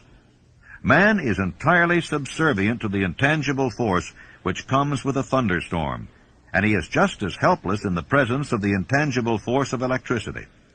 Nor is this by any means the end of man's ignorance in connection with things unseen and intangible. He does not understand the intangible force and intelligence wrapped up in the soil of the earth, the force which provides him with every morsel of food he eats, every article of clothing he wears, every dollar he carries in his pockets. The power of thought is the only thing over which you have complete, unchallenged, and unchallengeable control. Controlled by power of will. In giving human beings control over but one thing, the Creator must have chosen the most important of all things. This is a stupendous fact that merits your most profound consideration. If you give it this sort of consideration, you will discover for yourself the rich promises available to those who become masters of their own mind power through self-discipline.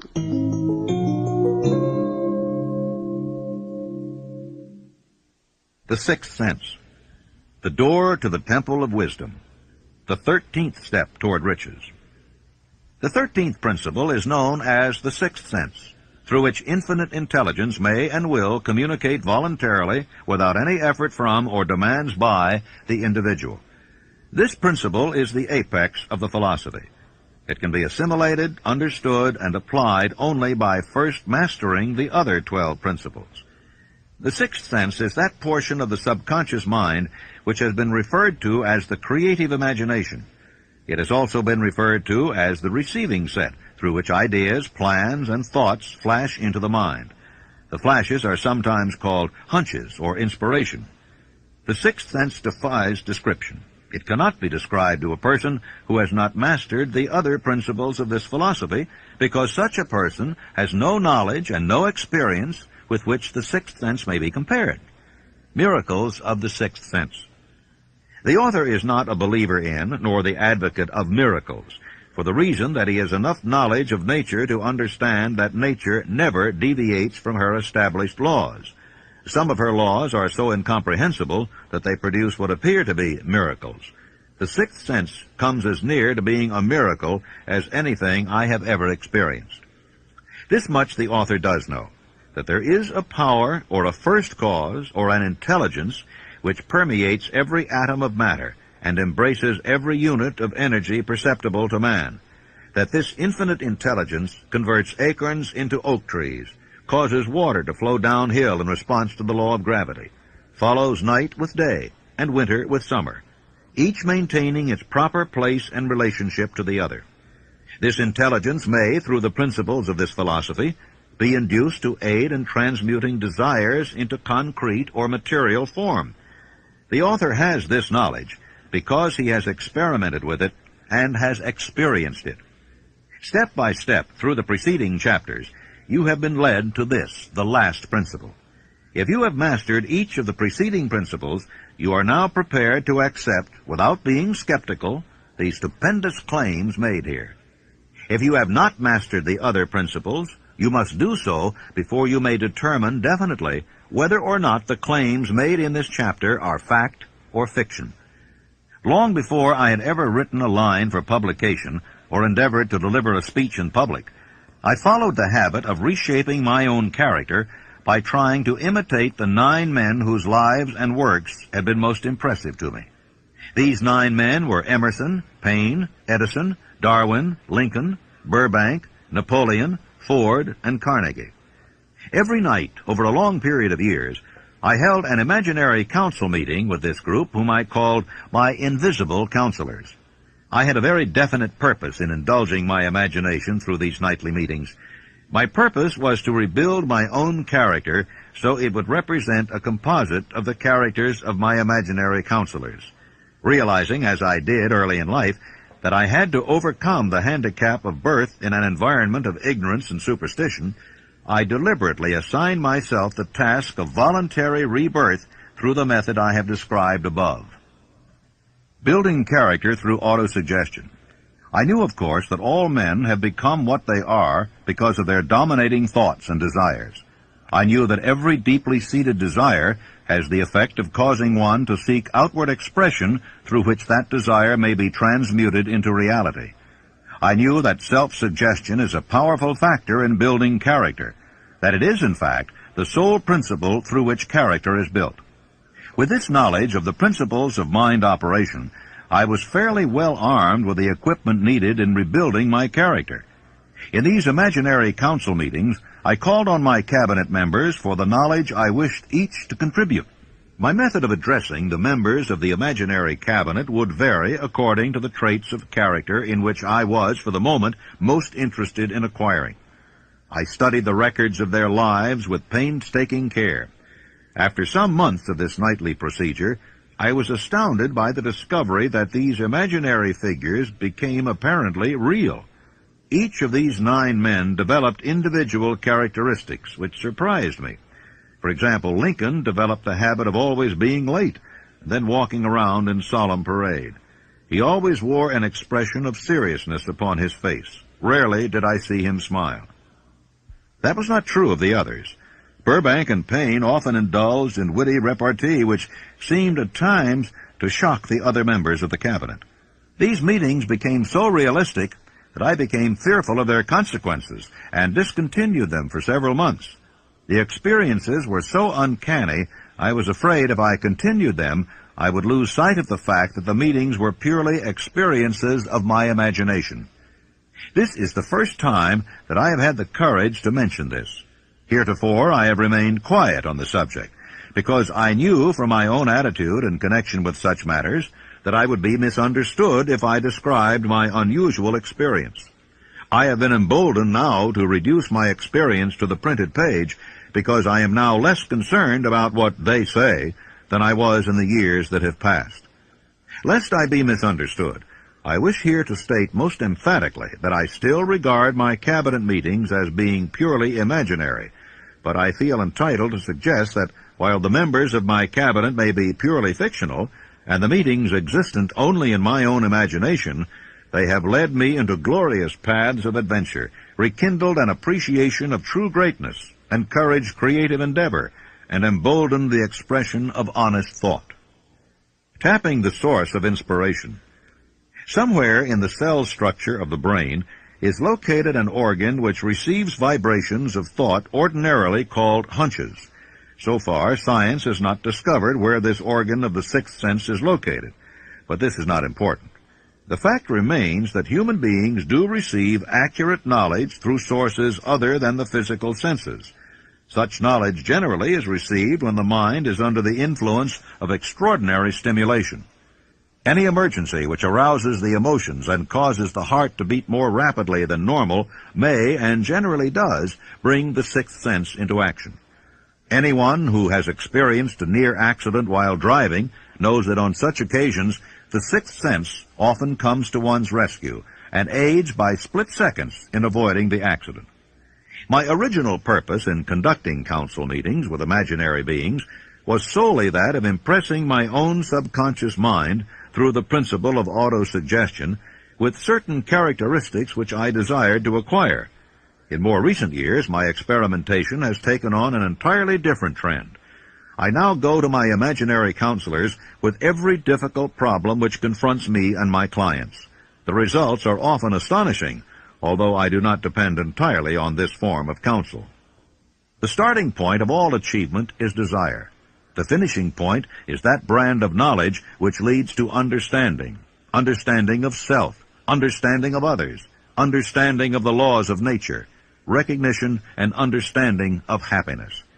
This sort of understanding comes in its fullness only through familiarity with and use of the principle of the sixth sense. Before you can put any portion of this philosophy into successful use, your mind must be prepared to receive it. The preparation is not difficult. It begins with study, analysis, and understanding of three enemies which you shall have to clear out: indecision, doubt, and fear. The sixth sense will never function while these three negatives, or any one of them, remain in your mind. The members of this unholy trio are closely related. Where one is found, the other two are close at hand. The 6 basic fears. There are 6 basic fears, with some combination of which every human suffers at one time or another. Most people are fortunate if they do not suffer from the entire 6. Named in the order of their most common appearance, they are the fear of poverty, the fear of criticism, the fear of ill health. That's at the bottom of most of one's worries. The fear of loss of love of someone, the fear of old age, the fear of death. All other fears are of minor importance. They can be grouped under these 6 headings. Fears are nothing more than states of mind. One state of mind is subject to control and direction. Man can create nothing which he does not first conceive in the form of an impulse of thought. Following this statement comes another of still greater importance, namely, man's thought impulses begin immediately to translate themselves into their physical equivalent, whether those thoughts are voluntary or involuntary. Thought impulses which are picked up by mere chance, thoughts which have been released by other minds, may determine one's financial, business, professional, or social destiny just as surely as do the thought impulses which one creates by intent and design. We are here laying the foundation for the presentation of a fact of great importance to the person who does not understand why some people appear to be lucky, while others of equal or greater ability, training, experience, and brain capacity seem destined to ride with misfortune. This fact may be explained by the statement that every human being has the ability to completely control his own mind, and with this control, obviously, every person may open his mind to the tramp thought impulses which are being released by other brains, or close the doors tightly and admit only thought impulses of his own choice. Nature has endowed man with absolute control over but one thing, and that is thought. This fact, coupled with the additional fact that everything which man creates begins in the form of a thought, leads one very near to the principle by which fear may be mastered. If it is true that all thought has a tendency to clothe itself in its physical equivalent, and this is true beyond any reasonable room for doubt, it is equally true that thought impulses of fear and poverty cannot be translated into terms of courage and financial gain. The 6 basic fears become translated into a state of worry through indecision. Relieve yourself forever of the fear of death by reaching a decision to accept death as an inescapable event. Whip the fear of poverty by reaching a decision to get along with whatever wealth you can accumulate without worry. Put your foot upon the neck of fear of criticism by reaching a decision not to worry about what other people think, do, or say.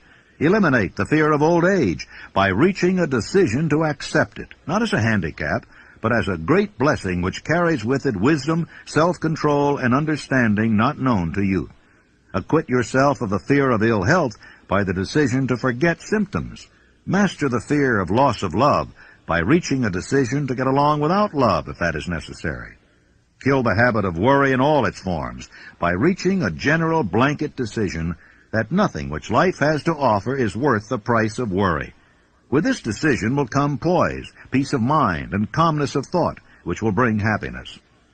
A man whose mind is filled with fear not only destroys his own chances of intelligent action, but he transmits these destructive vibrations to the minds of all who come into contact with him, and also destroys their chances. The devil's workshop. In addition to the 6 basic fears, there is another evil by which people suffer. It constitutes a rich soil in which the seeds of failure grow abundantly. It is so subtle that its presence often is not detected. This affliction cannot properly be classed as a fear. It is more deeply seated and more often fatal than all of the 6 fears. For want of a better name, let us call this evil susceptibility to negative influences. Men who accumulate great riches always protect themselves against this evil. The poverty-stricken never do. Those who succeed in any calling must prepare their minds to resist the evil. If you are reading this philosophy for the purpose of accumulating riches, you should examine yourself very carefully to determine whether you are susceptible to negative influences. If you neglect this self-analysis, you will forfeit your right to attain the object of your desires. How to protect yourself against negative influences. To protect yourself against negative influences, whether of your own making or the result of the activities of negative people around you, recognize that you have a willpower and put it into constant use until it builds a wall of immunity against negative influences in your own mind. Recognize the fact that you and every other human being are by nature lazy, indifferent, and susceptible to all suggestions which harmonize with your weaknesses. Recognize that you are by nature susceptible to all the 6 basic fears, and set up habits for the purpose of counteracting all those fears. Recognize that negative influences often work on you through your subconscious mind. Therefore, they are difficult to detect, and keep your mind closed against all people who depress or discourage you in any way. Clean out your medicine chest, throw away all pill bottles, and stop pandering to colds, aches, pains, and imaginary illness. Deliberately seek the company of people who influence you to think and act for yourself. Do not expect troubles, as they have a tendency not to disappoint. Without doubt, the most common weakness of all human beings is the habit of leaving their minds open to the negative influence of other people. This weakness is all the more damaging because most people do not recognize that they are cursed by it, and many who acknowledge it neglect or refuse to correct the evil until it becomes an uncontrollable part of their daily habits. In parting, I would remind you that life is a checkerboard, and the player opposite you is time. If you hesitate before moving, or neglect to move promptly, your men will be wiped off the board by time. You are playing against a partner who will not tolerate indecision. Previously, you may have had a logical excuse for not having forced life to come through with whatever you asked, but that alibi is now obsolete, because you are in possession of the master key that unlocks the door to life's bountiful riches. The master key is intangible, but it is powerful. It is the privilege of creating in your own mind a burning desire for a definite form of riches. There is no penalty for the use of the key, but there is a price you must pay if you do not use it. The price is failure. There is a reward of stupendous proportions if you put the key to use. It is the satisfaction that comes to all who conquer self and force life to pay whatever is asked. It has been said that I have made more successful men than any man living today. I don't know whether that's true or not, because there's no way of getting accurate statistics. But ladies and gentlemen, when I take inventory of the people that I do know who started at scratch and have become millionaires, and some of them not quite that much money, but become profoundly successful, I recognize that I have created a philosophy here through the good work of Mr. Carnegie that's been a benefactor to the world, not only to those who are living now, but to those who are not yet born. When Mr. Carnegie sold me on organizing this philosophy, he said, I'm going to give away my money before I die as fast as I can find ways and means of giving it away without doing damage. And as you, of course, know, he did just that. He gave it away for educational purposes, libraries, foundations for the maintenance of peace, and in every way that he could conceive. But he said, by far the greatest part of my riches I am entrusting to you to take to the people of the world in the form of the know-how through which I gain my money. And he said, if you carry through the trust and perfect your job, as I sincerely believe you will, you'll live to see the time when you're far and away richer than I am, and when you will have made many more successful men than I have ever made. And ladies and gentlemen, when Mr. Carnegie made that statement, it was just too much for me to swallow. I thought, well, Mr. Carnegie has never flattered me before. He's never said anything that didn't turn out to be right, but that's just one of those things that never could happen.